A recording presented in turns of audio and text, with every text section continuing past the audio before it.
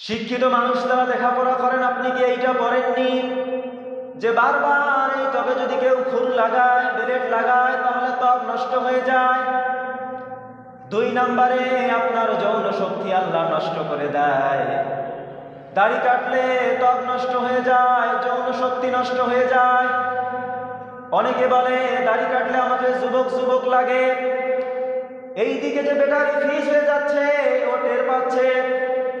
সম্মানিত ভাইরা, দাড়িটা রেখে দেন, আপনাকে সুন্দর লাগবে, ভালো লাগবে। আর রাসূলের সুন্নতের ভিতরে আমার মনে হয় যত সম্মান আল্লাহ লুকিয়ে রেখেছে, এর বাইরে যত স্মার্ট আর স্মার্ট নিস মনে হয় আপনাকে না, ওইটা শয়তান আপনাকে একটা শোভনীয় জিনিস দিয়ে ধোকায় ফেলে রেখেছে। দাড়ি কাটলে 2টা ক্ষতি হয়, ত্বক নষ্ট হয়ে যায়, যৌন শক্তি হ্রাস পায়। আপনি চুল কাটতে যান সেলুনে, অনেকগুলো ছবি ঝুলিয়ে রেখে বলে কোন কাট দিবেন, শাহরুখ কাট নাকি অজয় কাট।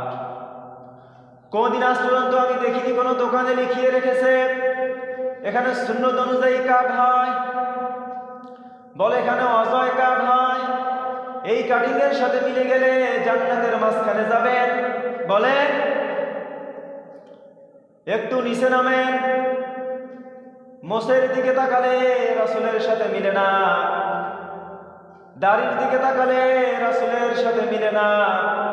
যত নিচে নামেন তত বাস্তবভাবে আপনার শরীরের ভিতরে একটা সুন্নত চলছে না।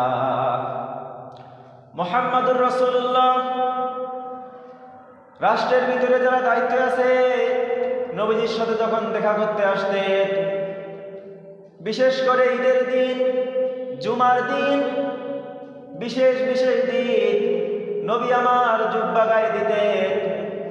আমরা তো নবীজির সুন্নতগুলো আদায় করতে চাই না। নবীজির সুন্নত আমাদেরকে আদায় করতে হবে।